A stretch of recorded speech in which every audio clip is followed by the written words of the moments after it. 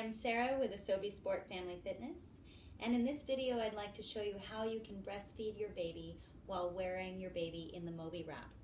In another video I showed you how you could breastfeed your baby in the hug hold while placing the X, that's where he's seated, placing the two panels that crisscross, that's the X, over to the opposite hip, and that way you're wearing the Moby in a very loose fashion. And then I showed you how you could tighten up the Moby. Well, in this particular video, I want to show you what if you don't want to go through the trouble of loosening, tightening, you just want a nice go-to. This has been a wonderful technique for our family. And again, I encourage you to explore techniques so that you find something that really works for you.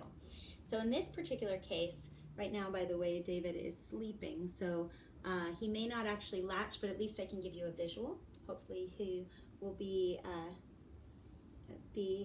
feeling comfortable in this particular video. So I'm going to slide down this and just take him out. So in this particular case, I take him out, I slide him back in, but sideways in the opposite panel from which side I'm going to feed. So I'm going to slide the seatbelt down, I'm going to take his head gently out, supporting his neck, and then supporting under his shoulders. Okay, and then I'm going to take him out, and I'm going to place him on the shoulder, the same side that I'm going to feed on. So I'm going to feed on my right side. He's on my right shoulder. I'm going to just make sure his feet are out. I'm going to pull this down so that I know truly where that crisscross is, that X, and I'm going to open up the opposite panel. I'm going to take both feet and slide him down, always giving him support, and slide him down, supporting his shoulder as he comes down.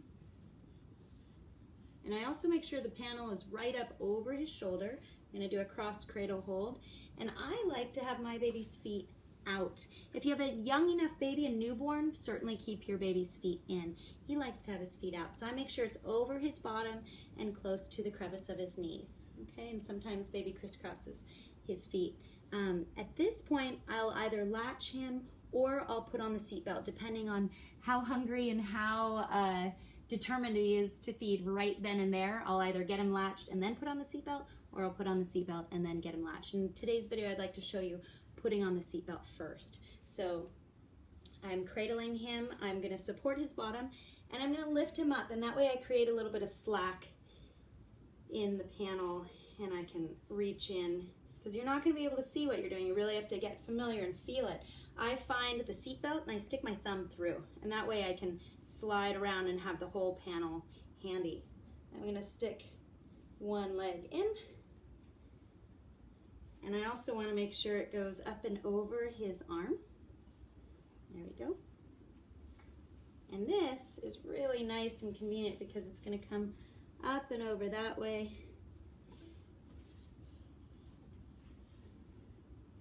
And you can see it created a really nice seatbelt for him there.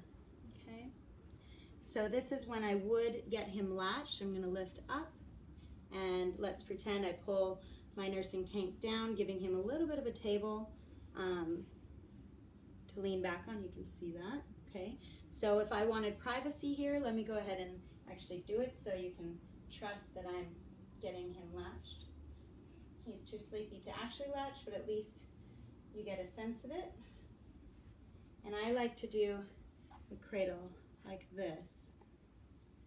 And then you can cover up his face so that he can latch. Oh, you're smelling the milk, aren't you? Yeah. So now he's gonna latch. Okay. So you can get, again, a sense of what's going on here.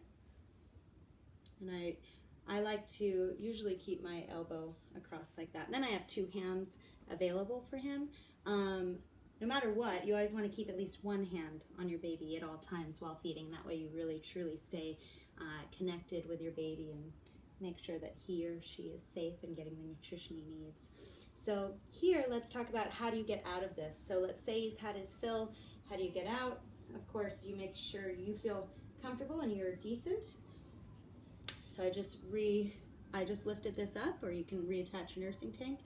And here, I'm going to pull this panel away from his face, and I'm going to grab under here, lean back, and slowly make sure that he's safe while I pull him out. You can see that. And if it's a newborn, I take my fingertips and support the baby's head, and you lift up and out. And then you put the baby on the opposite shoulder that you're going to slide back in on, and that's panel number 1, which is the panel closest to your body. So here, if you were nursing, I'd be burping, and then after burping, I want to reposition this and just make sure that I have even amount of slack on both sides, and that I reposition my X. So the more you can get familiar with this crisscross, the better you'll be at sliding baby in and out and knowing exactly where baby's going to sit on you. So this X is really important. If you want baby upright in the hug hold, which is the safest position after he's eaten, then you go ahead and reposition this X exactly where you want on your body. Okay? And I'm just going to make sure that this is looking good. Okay? And that seat belt is the one with a logo on it. If you ever forget, we've got panel number 1, which is closest to your body, panel number 2, and then panel number 3, there it is, with the logo, okay? So here I would reach in and slide one leg down, and now all I'm doing is putting him back into the hug hold. Again, it goes across from shoulder to knee. There you go, baby, you're doing great. Okay, and then I like to take my thumb and stick it, I don't know if you can see this, stick it around his leg and use this arm to hoist him up. And then he's up high and I have slack in the panel. I can reach in here and I'll stick my hand under, reach for his foot. Yeah, you're just settling in. You just want to go night-night. You're doing so well, David. Thank you for helping Mommy. And then you'll reach all the way around like that. And again, super important to make sure that the knees are above the hips. He's seated in a beautiful hip flexion position, or his hips are flexed here, so you can see that. And then I do the same thing. I take my thumb and then lift up. And I like to put my thumb through this, mainly because he likes to have his legs out. Okay, and I make sure, yep. Then I pull up like that. And if it were cold out and if we wanted to cover his legs, then I would just do that, because we've got lots of fabric to work with. So then he's now back in the hug hold.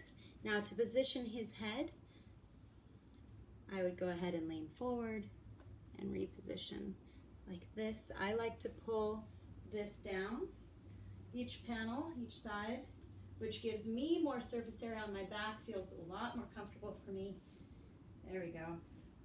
It also helps position the panel so it's not rubbing against his face. Now, if you've already done that and you still feel it's too close to your baby's face, then you go ahead and pull this.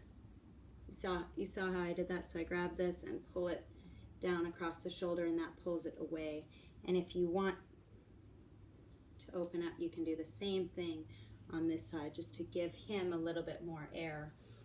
The good news is these are breathable fabrics, so of course your baby's going to be safe, but the best thing to do is always be able to see your baby's nose and mouth, and also notice that there's about 2 fingertip width space between his chin and chest, so his air passageway is not compromised. He can breathe really comfortably. He looks so cozy and snug, and the best part about it is I can hug and kiss him and still have my hands free, but of course most of the time when I wear them I just want to hug him like crazy. So anyway, hopefully that gives you an idea of how you can nurse while keeping the Moby wrap tied. Simply taking baby out, sliding baby in, latching, sliding baby out, sliding baby back in into the hug hold. So thanks for watching. I really appreciate it, and I wish you the best of luck. I encourage you to explore and experiment and have fun with it. Thanks again. I'll see you next time. Bye-bye.